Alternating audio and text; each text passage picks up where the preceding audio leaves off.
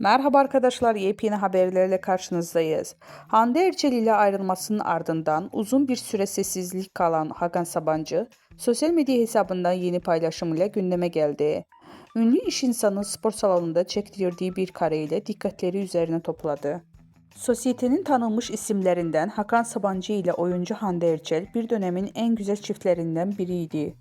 Hatta evlenme planları yapıldığından bahsediliyordu.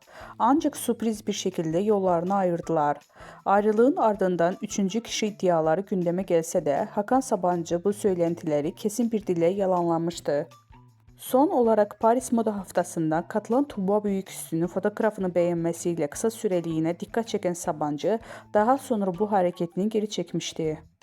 Uzun bir sessizliğin ardından iş insanı Hakan Sabancı Instagram hikayesinde spor salonunda çektirdiği bir fotoğrafla yeniden gündeme geldi. İşte o görüntüleri sizlere sunuyoruz.